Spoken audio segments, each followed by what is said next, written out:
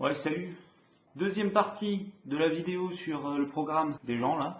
Hier, il y avait le débat quand même. Si t'as pas regardé, bah, t'es con, parce que c'était bien. Si t'as regardé, bah, t'es con aussi, parce que c'était pas si bien que ça. Mais dans tous les cas, tu vas voter Macron de toute façon. Alors, performance des gars. Alors, Fillon, je sais pas, on dirait une euthanasie qui a pas marché. C'est le seul gars qui a réussi à aller plus loin que le bout de sa vie après Jésus. On aurait dit que sa femme venait de découvrir qu'il envoyait des sextos à une gamine de 15 ans. Il était là un peu livide, à se dire j'en ai rien à foutre de ce pays, mais si je tiens pas, on va jamais me rembourser mes frais de campagne. Mélenchon, ouais, Mélenchon, ouais, je l'aime bien, je vais pas faire comme si je l'aimais pas bien. Hein. Ah, je vais dire du mal quand même. 5 ans d'âge mental, il coupait la parole à tout le monde. Le gars, c'est le comte de Boudherbala. Il est venu, il croit qu'il est dans la cage d'escalier d'une cité. Il est venu vanner tout le monde. Mélenchon, là, il est parti, il fait le festival du rire de Marrakech. Alors Jean-Luc, faut grandir là. Alors Hamon, ouais. Déjà, il est venu, c'est bien. Bah, je veux bien l'inviter à faire un FIFA à la maison, mais qu'il soit président, je sais pas. Ils ont fait un truc bien avec Mélenchon, c'est qu'ils ont décidé de pas se taper dessus. Ils sont d'accord sur tout. Alors c'est quoi l'intérêt d'avoir les deux candidats? C'est de faire élire Macron ou Le Pen? Je propose qu'on garde celui qui fait les meilleures vannes. Moi j'avais dit je voterai pour le meilleur vanneur de toute façon. Marine Le Pen, bien, souriante, un peu usée peut-être comme... un peu usée peut-être comme ta vieille tante qui fume un paquet par jour et qui travaille au café de la gare. Ouais, sympa, sympa. J'ai bien aimé le moment où elle a dit on ferme les frontières. Sympa. Elle dit des chiffres aussi, des fois elle dit 3 milliards 4 milliards d'immigrés 8 millions de burkinis.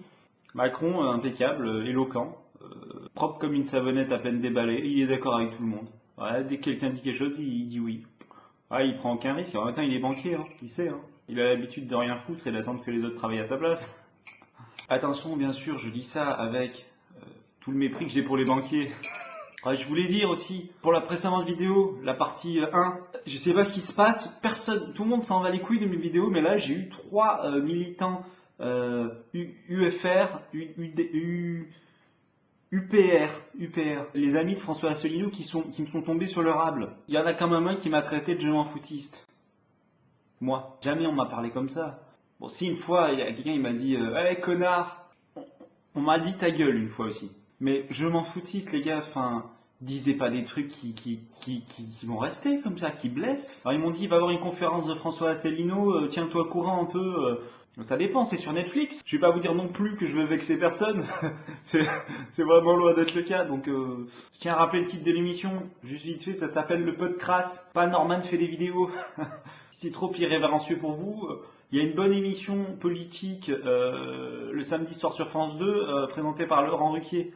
Non mais c'est là, je me rends compte, c'est clivant la politique. Hein. Bon alors, suivant, le premier de la partie 2, Jean Lassalle.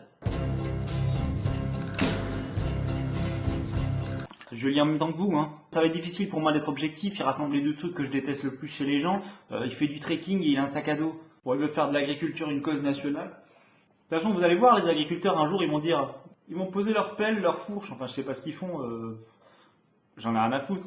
Et ils vont dire, tiens, démerdez-vous.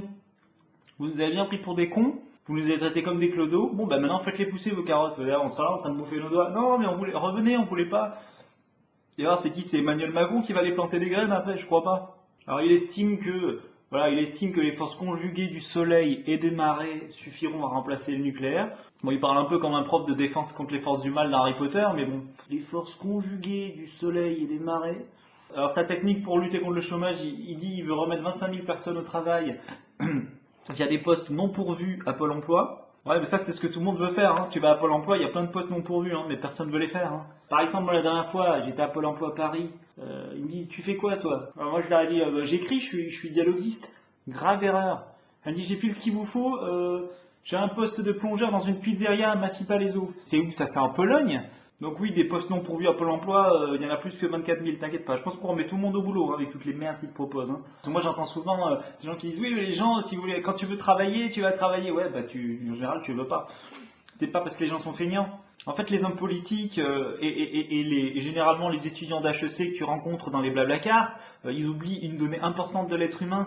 L'être humain ne veut pas que survivre, il veut aussi vivre. ça implique étrangement de ne pas accepter tous les boulots de merde qu'on propose. Voilà. Il veut remettre le service national, civil ou militaire. Pourquoi ils ont tous 2000 ans, les candidats à la présidentielle, mais personne n'a envie de faire un service national militaire. Prends ton sac à dos, va marcher, arrête de nous faire chier avec ton service militaire. C'est bien l'idée de mec du sud-ouest, ça. J'ai grandi dans le sud-ouest, donc venez pas me faire chier. J'ai déjà les militants UPR au cul. Hein. Là-bas, il y a des casernes militaires, il y a des militaires et des rugbymen. Si t'es entre les deux, tu marches en diagonale comme ça, tu fais gaffe. Bon, bah, dans la salle, bien. J'ai des doutes sur l'existence de crimes contre l'humanité en Syrie. Ok, bien. Hein? Je le rappelle au cas où il a rencontré Bachar al-Assad. Il est très content depuis. Ouais, c'est pour ça j'ai un peu fait du suspense avant d'arriver là, parce que sinon j'avais que ça à dire sur lui. Et le fait que j'aime pas sa gueule aussi, mais bon, c'était moins constructif. Et il dit des choses touchantes sur lui. Il dit par exemple, Bachar al-Assad, c'est pas sa faute. Déjà, il voulait pas être président. C'est parce que son frère il est mort. Enfin, ça fait un paquet de temps que Al-Assad quand même il se passe le pouvoir là-bas en Syrie. Tu vois, s'ils veulent pas vraiment, ils sont pas obligés. Ça s'appelle la démocratie. Tu vois, quelque part tu le passes à quelqu'un d'autre. Quelqu'un qui est pas de ta famille au pire, tu vois. Alors il est plus sûr qu'il y a eu des bombardements à Alep, que des gens se sont fait gazer et tout. Peut-être qu'au lieu de marcher dans le Poitou, il devrait aller faire de la rando à Alep. Le terrain est un peu accidenté, mais par contre, beau panorama. Ah, ils ont dégagé l'horizon sur des kilomètres. Il n'y a plus un immeuble. Depuis le centre-ville d'Alep, tu vois la muraille de Chine. Ah, ok, genre la salle, c'est fini. Allez, suivant. Nathalie Arthaud, lutte ouvrière. Première phrase, c'est sur son site. Quand on est un salarié, quand on est un chômeur, quand on appartient à la classe populaire, voter pour Valls, pour Macron, pour Fillon, pour Le Pen, c'est voter contre son camp. C'est voter contre ses intérêts. Et c'est tendre le bâton pour se faire battre. Paf! Ça commence bien. Ensuite, paf! On interdit les licenciements, les suppressions d'emplois. Quand tu fais des bénéfices, t'as pas le droit de virer. Paf!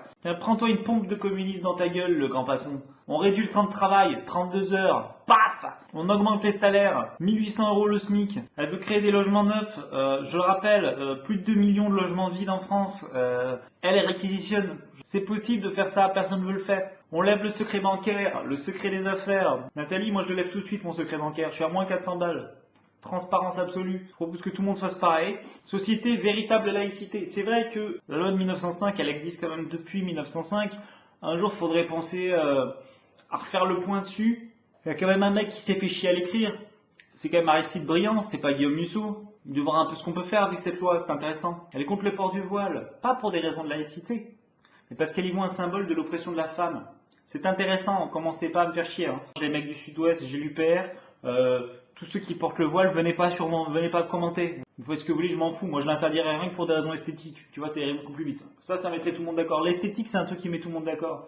T'inquiète que si dans les reines du shopping, Christina disait que le port du voile, c'était un fashion faux pas, là, personne dirait quoi que ce soit. Tu vois, ça mettrait tout le monde d'accord. Donc, Et pourquoi c'est intéressant quand elle dit pas pour des raisons de laïcité, le port du voile, mais à cause de l'oppression de la femme. La loi de 1905, c'est que l'État ne reconnaît pas les signes religieux. C'est-à-dire qu'on n'a pas le droit de les interdire pour des raisons de laïcité. Tu dois considérer que c'est un vêtement comme un autre dans un État laïque. Que ce soit le burkini, le voile ou quoi que ce soit, on peut être contre. Mais l'État ne peut pas l'interdire. Je te parle dans la rue, à la plage, évidemment, pas à l'école, commence pas. Natou, elle veut aussi attribuer de véritables moyens financiers pour l'accueil des jeunes en rupture familiale, des jeunes homosexuels. Par exemple, contexte, papa, maman, je crois que je suis homosexuel. Ouais, mets tes pompes, on va faire une balade en forêt. Ouais, sauvegarde ta partie quand même, on revient pas tout de suite. Ouais, ça c'est un vrai truc en France. Il y a une association qui s'appelle Le Refuge. Le refuge a besoin de vous. Ils accueillent pas loin de 1000 personnes par an, mais on sait pas combien il y en a dans les rues. On sait pas combien n'osent pas, on ne sait pas combien ne savent pas que le refuge existait. Toi, tu savais qu'ils existaient, moi je savais pas. T'as des gamins et des gamines de 15-16 ans qui sont dans la rue, juste parce qu'ils aiment bouffer des chattes, ou pas. Si tu penses qu'il y a des sujets plus importants, t'as tort. Bon alors Nathalie Arthaud, tout est bien, mais alors qu'est-ce qui va pas? Pourquoi elle n'est pas invitée au grand débat? C'est parce qu'elle est communiste? Ah, je savais pas. Mais alors pourquoi le communisme ça marche pas? Moi je comprends pas. J'ai appelé tout mon répertoire, je leur ai demandé, ils savent pas non plus. Du coup je me suis renseigné un peu, je me suis dit mais attends, ça a l'air pas mal leur histoire quand même. Enfin, alors pourquoi le communisme ça marche pas si c'est si bien? Est-ce qu'il y aurait des gens qui auraient intérêt à ce qu'il n'y ait pas une meilleure répartition des richesses? Non, parce que prends 2 secondes pour assembler tout ce que tu sais sur le communisme. On prive les gens de la propriété et Staline. C'est-à-dire au niveau de connaissances de sociaux, tu es à peu près dans un espace vague entre Durkheim et le forum 1825 de jeuxvideo.com. Non mais je te jette pas la pierre. Mais pourquoi tout le monde aime Robin des Bois du coup? Bon bah il prend aux riches, il donne aux pauvres. L'image qu'on a de Robin des Bois, c'est ça. Et l'image qu'on a des communistes, c'est plus ça. Mais alors, est-ce que quelqu'un a intérêt à ce qu'on continue de trouver glam Robin des Bois et vilain les communistes? Non. Non, non, ça je peux pas le croire par contre. Alors si vous avez des éléments de réponse, n'hésitez pas. Je sais que je ne fais qu'effleurer la surface. Alors tu t'abonnes pas, tu likes pas la vidéo, je préfère même, à la limite je préfère. Je veux dire même, tu veux me faire vraiment plaisir, tu la regardes pas la vidéo. Bon allez, je vais essayer d'aller vivre ma vie, c'est pas gagné. Bonsoir.